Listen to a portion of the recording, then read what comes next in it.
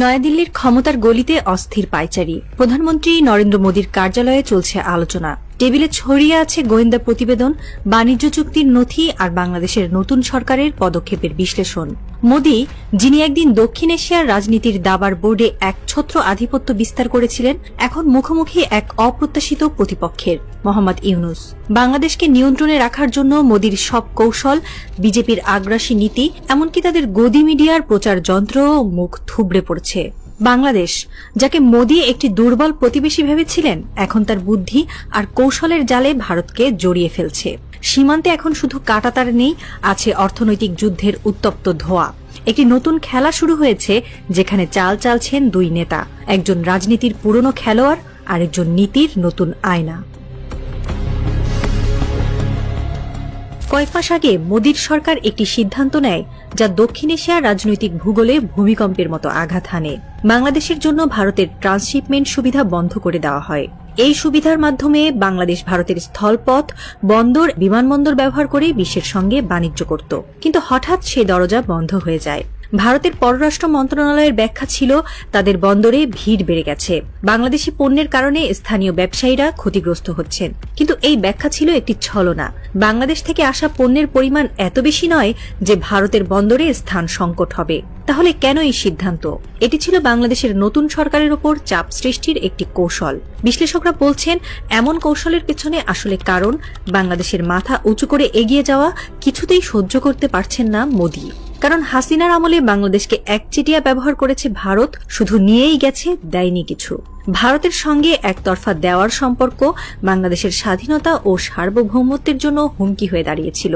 মোদী এই নির্ভরতাকে অস্ত্র হিসেবে আজীবন ব্যবহার করতে চান, কিন্তু প্রফেসর ইউনূসের সরকার তাকে সেই সুযোগ দিচ্ছে না।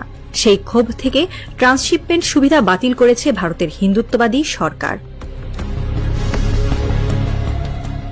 মোদীর এই আঘাতের জবাবে বাংলাদেশ নীরবে কিন্তু দৃঢ়ভাবে পাল্টা আঘাত হানে। তারা ভারত থেকে বেশ কিছু পণ্যের আমদানি নিষিদ্ধ করে, যার মধ্যে ছিল সুতা, বাংলাদেশের পোশাক শিল্পের প্রাণ। ভারত এই সুতা রপ্তানি করে কোটি কোটি ডলার আয় করত, কিন্তু বাংলাদেশের এই নিষেধাজ্ঞায় সেই পথ বন্ধ হয়ে যায়। বাংলাদেশের ব্যাখ্যা ছিল ভারতের মতোই, এটি ভারতের বিরুদ্ধে নয়, বরং স্থানীয় উৎপাদকদের সুরক্ষার জন্য। ভারতীয় সুতার কারণে বাংলাদেশের স্থানীয় উৎপাদকরা ক্ষতিগ্রস্ত হচ্ছিলেন। বিশ্লেষকরা বলছেন, আদতে এই নিষেধাজ্ঞার পেছনে ছিল প্রফেসর ইউনূসের গভীর কৌশল। তিনি শুধু ভারতের উপর চাপ সৃষ্টি করেননি, বরং একটি অর্থনৈতিক বিপ্লবের পথ প্রশস্ত করেছেন। মোদী যেখানে বাণিজ্য যুদ্ধে জয়ের স্বপ্ন দেখেছিলেন, সেখানে প্রফেসর ইউনূস জানিয়ে দিয়েছেন, যেমন করবেন মোদী, কড়াই গণ্ডায় তার সব ফেরত পাবেন পাল্টায়। ইউনূসের সিদ্ধান্ত ছিল দুইমুখী সফলতা।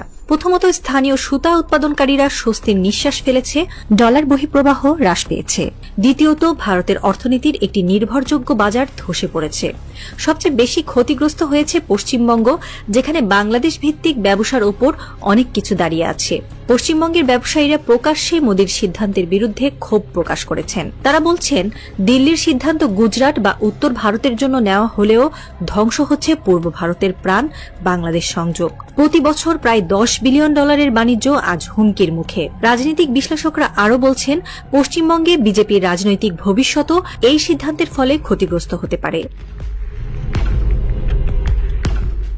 বাংলাদেশ এখানেই থেমে নেই। ইউনূস সরকার ভারতের নির্ভরতা কমিয়ে নতুন দিগন্তের খোঁজে RCEP জোটে যোগদানের আগ্রহ প্রকাশ করেছে। এই জোটে চীন, জাপান, দক্ষিণ কোরিয়া, অস্ট্রেলিয়া সহ বিশ্বের 15টি দেশ রয়েছে, যারা বিশ্ব অর্থনীতির 30% নিয়ন্ত্রণ করে।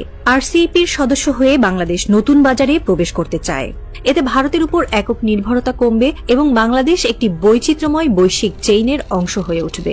ইউনূসের এই উদ্যোগে চীনেরও নীরব উৎসাহ আছে বলেই ধারণা করছেন বিশ্লেষকরা। দক্ষিণ এশিয়ায় ভারতের একছত্র আধিপত্যে চীনের দীর্ঘদিনের বিরক্তি এই সমীকরণে নতুন মাত্রা যোগ করেছে। রোদ ফোটার সঙ্গে সঙ্গে স্পষ্ট হয়ে উঠছে একটি নতুন রাজনৈতিক বাস্তবতা। ইউনূস মোদীর কৌশলগুলো একে একে নিষ্ক্রিয় করে দিয়েছেন। শেখ হাসিনার ছায়া সরিয়ে তিনি বাংলাদেশকে দিয়েছেন একটি নতুন পথ, নতুন কূটনৈতিক দৃষ্টিভঙ্গি।